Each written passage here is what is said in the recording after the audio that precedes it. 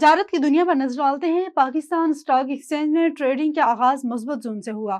کاروباری ہفتے کے تیسرے روز بھی کاروبار کے آغاز پر اسٹاک ایکسچینج میں زبردست تیزی دیکھنے میں آئی، تاہم ٹریڈنگ کے آغاز میں انڈیکس 2000 پوائنٹس سے بڑھ کر 1,58,200 کی حد پر ٹریڈ کر رہا ہے۔ یاد رہے کہ گزشتہ روز کاروبار کے آغاز میں انڈیکس میں زبردست تیزی دیکھنے میں آئی ہے۔ 100 انڈیکس 11,000 سے زائد پوائنٹس کے نمایاں اضافے کے ساتھ 1,58,354 پوائنٹس کی سطح پر پہنچ گیا تھا۔ وزیراعظم کی کفایت شعاری اقدام پر ایف بی آر میں عمل درآمد شروع کر دیا گیا ہے۔ F B R headquarter میں اسٹاف روٹیشن پالیسی نافذ کر دی گئی ہے۔ گریڈ اے سے 16 تک ملازمین کے لیے روٹیشن سسٹم لاگو ہوگا۔ دفاتر میں ایک وقت میں 50% سے زائد عملہ موجود نہیں ہوگا۔ ترجمان ایف بی آر کا کہنا تھا کہ تمام ونگ ناز ہدایت پر سختی سے عمل درآمد کریں۔ اسٹاف روٹیشن میں تبدیلی ونگ ہیڈ کی منظوری سے ممکن ہوگی۔ انتظامی ونگ کو ہر تبدیلی سے آگاہ کرنا لازمی قرار ہے۔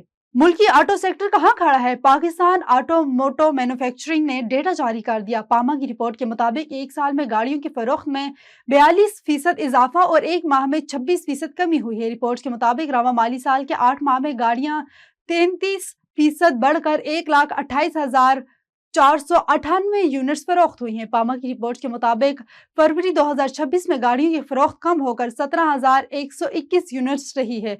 فروری 2026 میں 2 اور 3 پہیوں والے یونٹس میں سالانہ 24% اضافہ، ماہانہ 12% کمی ہوئی ہے۔